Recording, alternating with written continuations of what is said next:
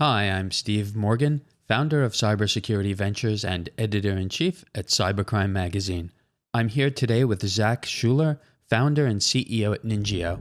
NINJIO offers a cybersecurity awareness training solution that uses engaging 3 to 4 minute Hollywood-style micro-learning videos to empower individuals and organizations to become defenders against cyber threats.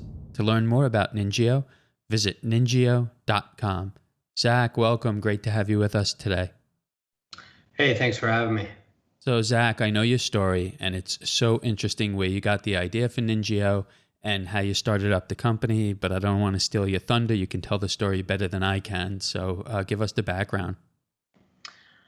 Yeah, so the background, I've been in tech for the last 26 years. When I was 21, I started a managed services company in the IT space, going out to small and medium-sized businesses and taking care of their networks. And we would see clients succumbing to breaches and social engineering attacks. And in almost every instance, when a client would get breached, it was due to human error. It was somebody clicked on something that they shouldn't have. And so I had a fleeting thought at the time, like if I could only teach people what to do and what not to do, I would save our clients a lot of headache and heartache. But it was a fleeting thought at the time because I wasn't going to start a training company in the middle of running a 100-employee managed services business. So I sold that business in 2013 to a private equity group. In 2015, I was reading a trade magazine that talked about the horrific state of security awareness, and that light bulb kind of went on again, like, oh yeah, I was thinking about how to address this. And so,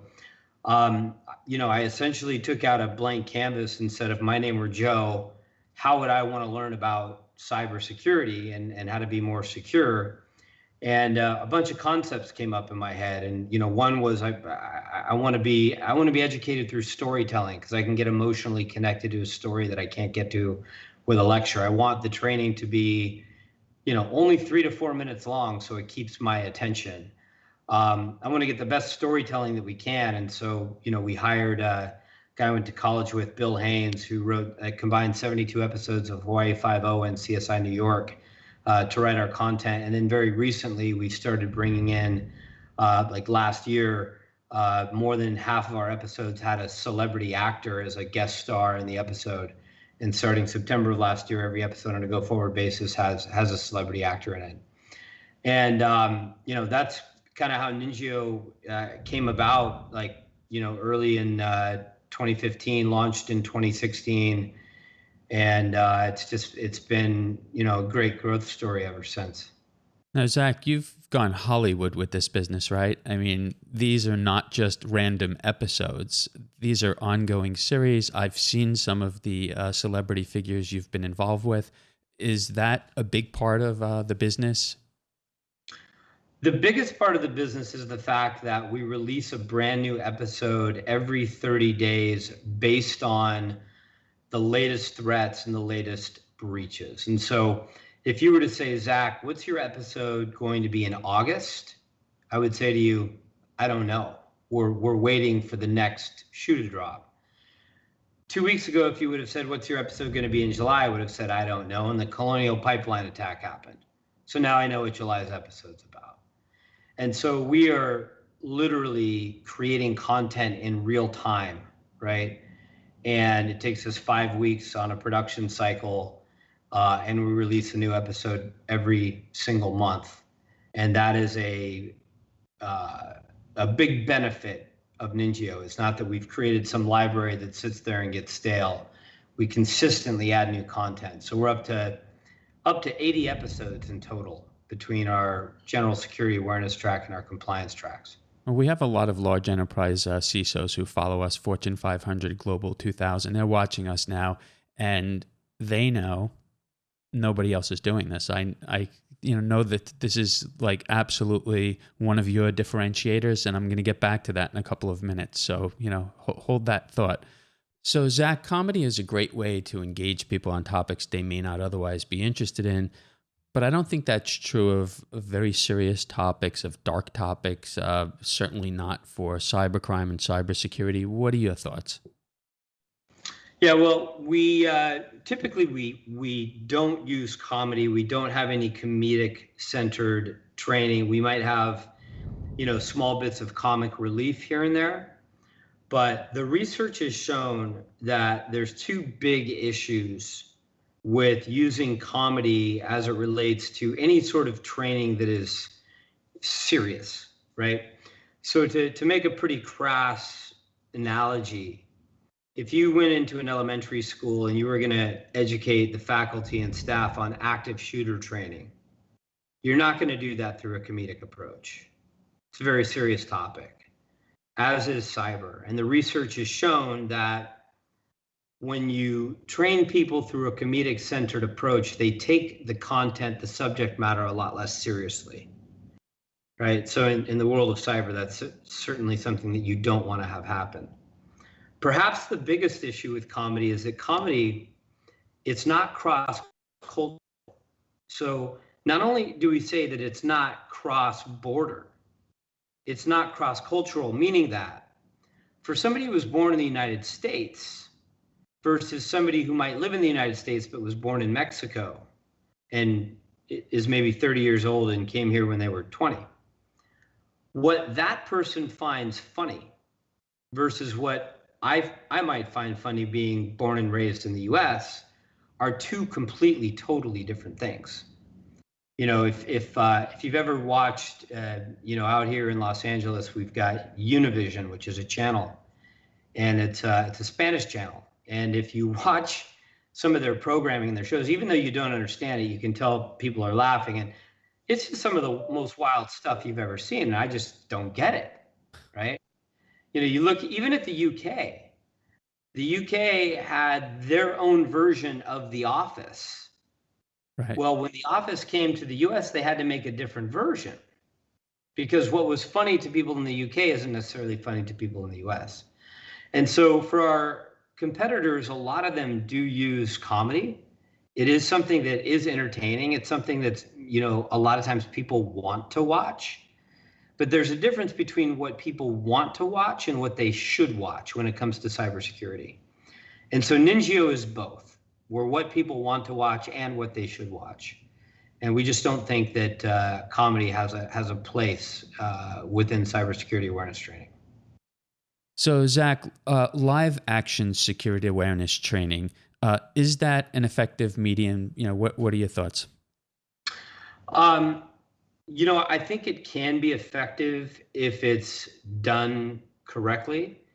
Correctly would be that it's done in a non-comedic approach, that it's done in segments that don't last any longer than 4 minutes.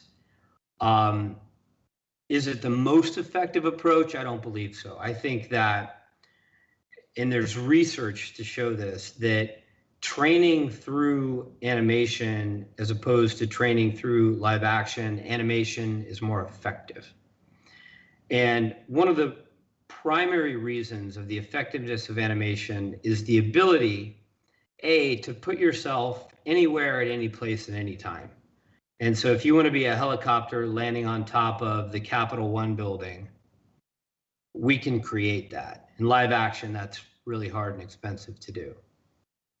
Most importantly is that, and what's great about animation is that you can take a look at the email in an animated form with all of the right copy in it, and you can pull out, you can zoom in on the domain, right, and say what should we have noticed here? Well, the domain ends in a .de.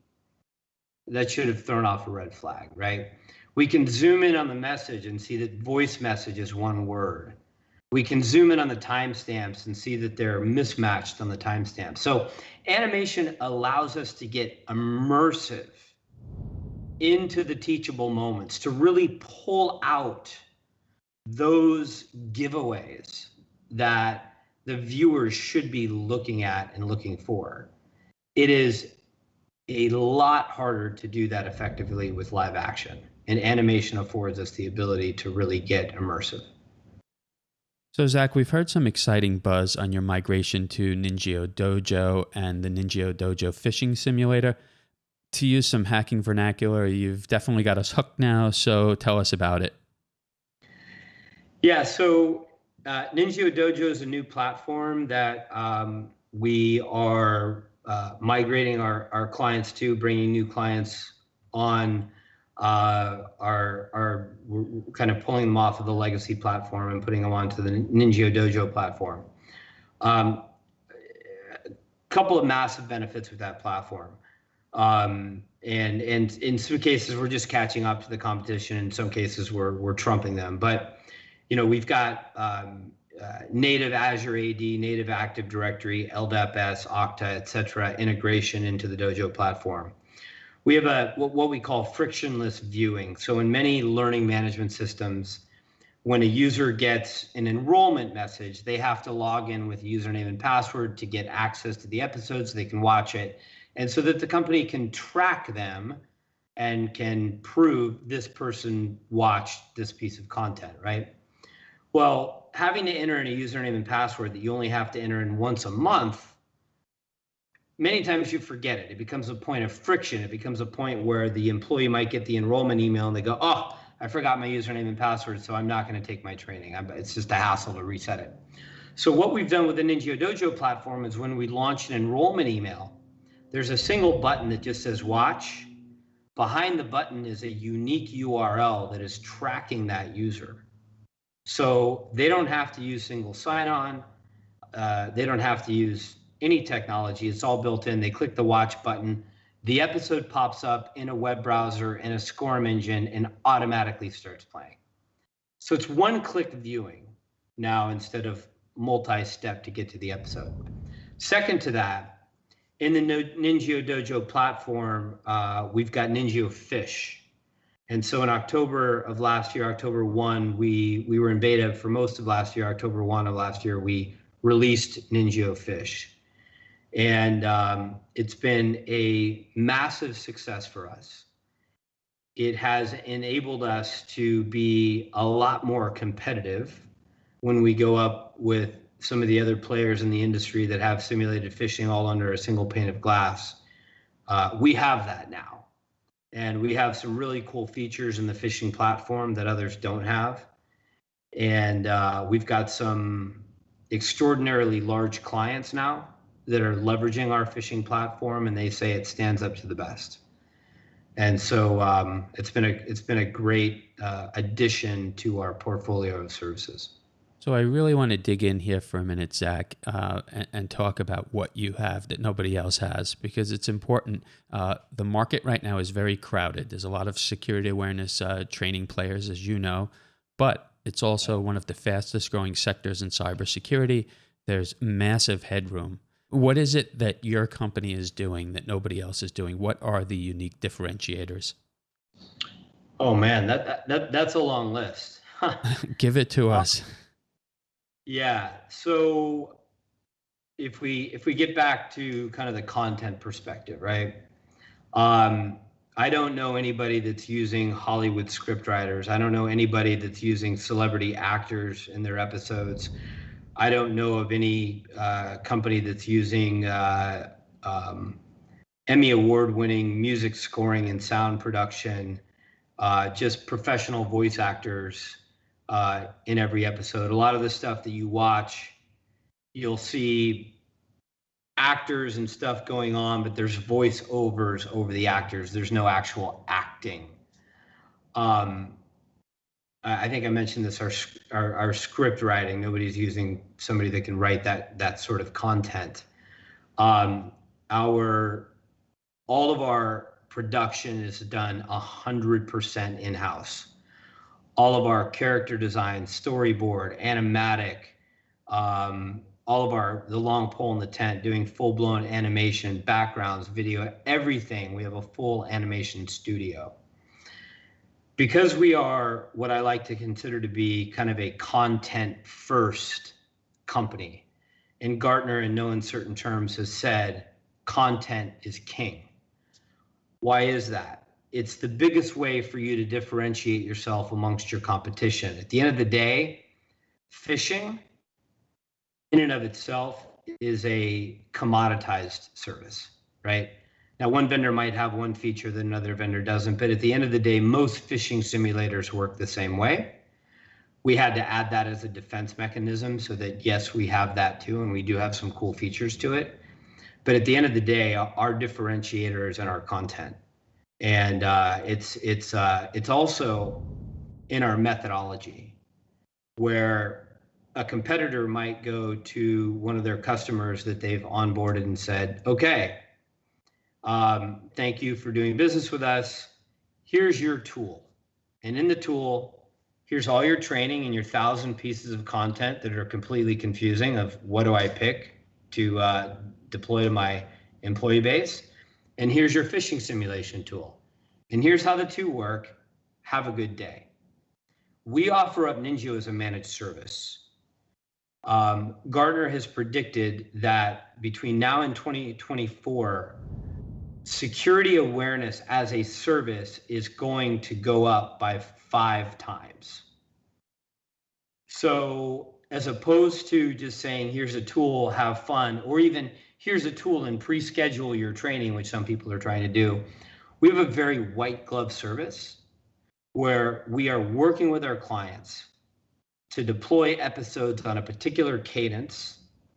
We deploy our infographics out to their employees on a cadence, and we have this entire kind of week by week methodology that we've built that's neuroscience backed in our research, where a perfect example, we landed a client this month, end of last month, 12,500 users, a very small company as a division of a very large conglomerate.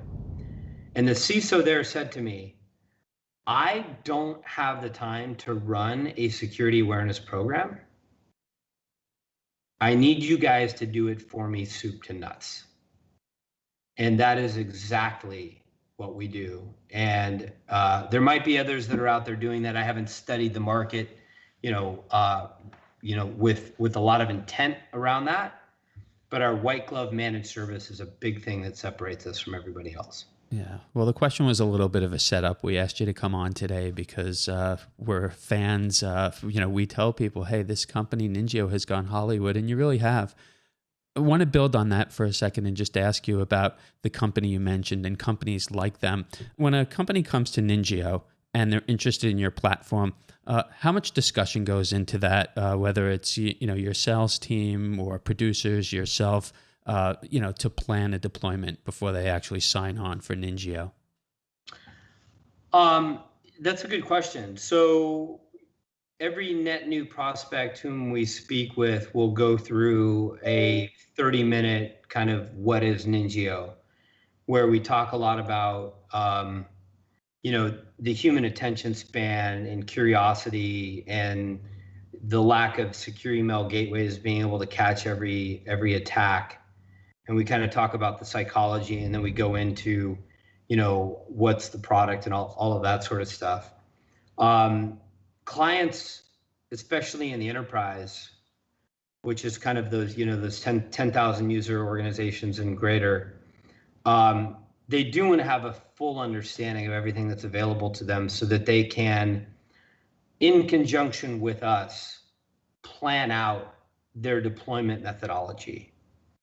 And large organizations will certainly use our SCORM content, and many times they put it into their own learning management systems because they want to deploy all training out of their own systems. And then we'll strategize with them on saying, hey, you've got a manufacturing facility with LED monitors all over the place. We can string 4 NINJIO episodes together, put in the English subtitles, and just have those streaming on the monitors within the manufacturing facility or the break room or wherever else.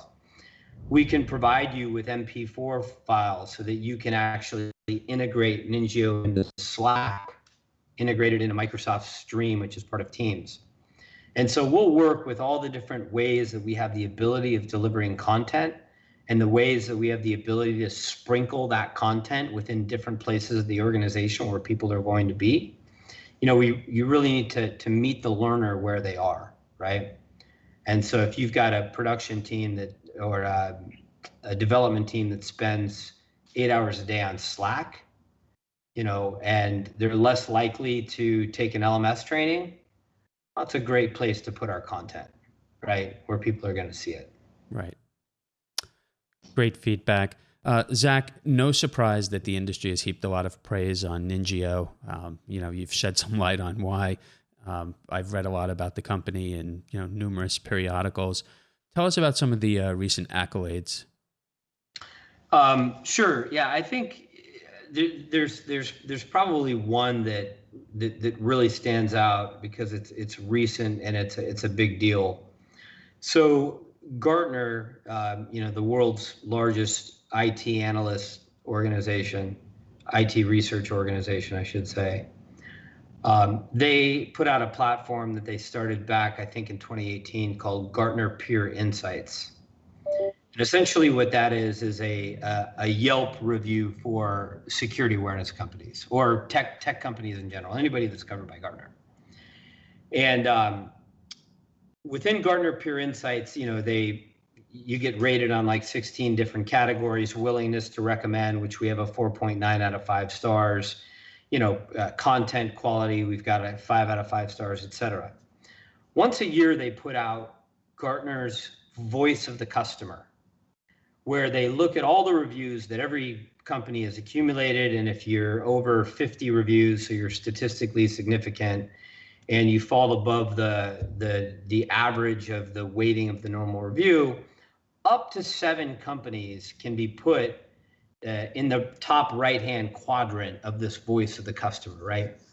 So every year since inception, I think it was 2018, we have been Voice of the Customer by Gartner, but we've shared that position. In 2018, we shared it with 5 other companies, so there were 6 of us. There can be up to 7. In 2021, January 7th, so a few months back, Gartner released their 2021 Voice of the Customer.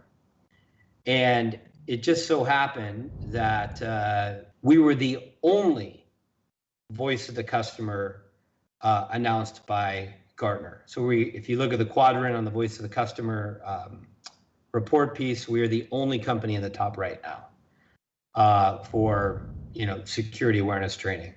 And underneath us, you have the normal suspects: KnowBe4, Proofpoint, etc. And so super proud of that accomplishment. It just goes to show what our clients think about us, because it's all client rating based. And if you go to NINJIO Gartner Peer Insights and you stack us up against any of the other competition, we beat them on, I think, almost every category, if not every category. Well, that is huge. Congratulations. Thanks. Zack, while we have you here, we can't let you go without asking about the COVID-19 pandemic. It threw a curveball at the world. It left a lot of CISOs and security teams scrambling. What has it meant for your business? Has it changed things? Any observations that you have about the security awareness market in general? And, are we going to see a return to normal, or, what is the new normal going to look like insofar as training goes? Yeah, all great questions. So for our business, what we saw was probably 30-ish clients want to either cancel or reduce services. On the first 5, we kind of allowed for that, and then we got this idea like, hey, wait a minute, they're not reducing or canceling services with us because they don't like us. They're just, trying to reduce their spend, right? And so we opened up a NINJIO COVID relief program where we gave, those clients that we deemed necessary and that needed it anywhere from 3 to 6 months worth of free services. So not deferred, not, hey, we're going to bill you later for this. It's, here it is for free. Once we come out of this mess, we'll start billing you again with your permission. So that was pretty successful in terms of overall client retention. On the flip side, on the good side, I would say, we saw a lot of enterprise-sized organizations that all of a sudden sent all of their employees scrambling at home, understanding the importance of security awareness training specifically for people working from home. And it just so happened that our catalog, and Gartner told us this in no uncertain terms, they said, NINJIO, you guys are the only company that produces content that crosses over really well from work to home. And they made that comment back in 2017 before this pandemic. And so we were able to do a few things. Number one, we launched almost a PSA with about 12 episodes. It was ninjio.com/working from home that we basically announced to the world and said, consume our content for free, right? This is going to help you at home. We, as I was saying, a lot of enterprise clients started really kind of paying attention to us and our methodology and our content. And so we were fortunate to, bring a lot of those very large organizations on board. We've got 2 of the top 5 largest federal governmental agencies, top 3 largest insurance companies in the US, the UK, globally. The list goes on of, the really sizable organizations that, we brought on, and the, hundreds of thousands of users. So that part was good for us. Now, future-wise, the term WFH, we're eliminating that acronym, and the new acronym is WFA, which is working from anywhere. Okay.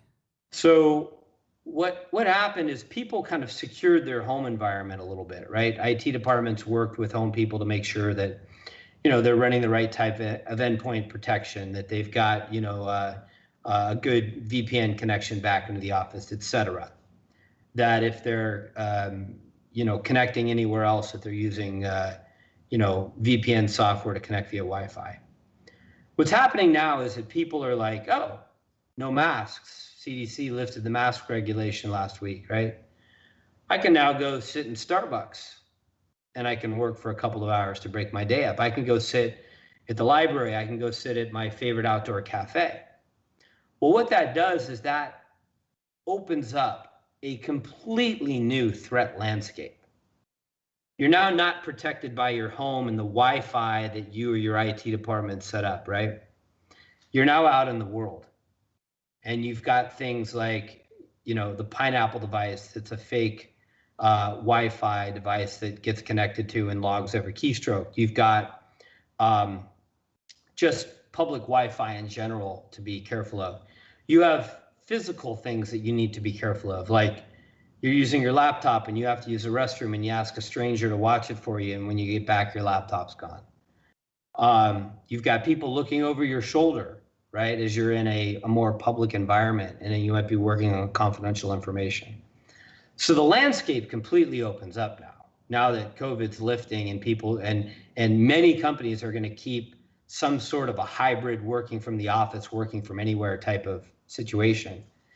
And so I just see the threats getting worse, the breaches getting worse, the attack vectors changing, and it's our job to stay on top of what those are and educate our clients on what that's going to look like. WFA. So, WFA, that's right. Rhymes with 2FA. I won't forget that. Yeah. You heard it here first from NINJIO. So, Zack, it was great having you on with us today. Would love to have you come back. We're going to have a feature in Cybercrime magazine. The company's doing some very exciting things. Thank you so much for having me. Appreciate the great questions and the conversation. Thank you. I'm Steve Morgan, founder of Cybersecurity Ventures and editor-in-chief at Cybercrime magazine. Joining us today was Zack Schuler, founder and CEO at NINJIO. NINJIO offers a cybersecurity awareness training solution that uses engaging 3 to 4 minute Hollywood-style micro-learning videos to empower individuals and organizations to become defenders against cyber threats. To learn more about NINJIO, visit ninjio.com. You can keep up with all of our media at cybercrimemagazine.com.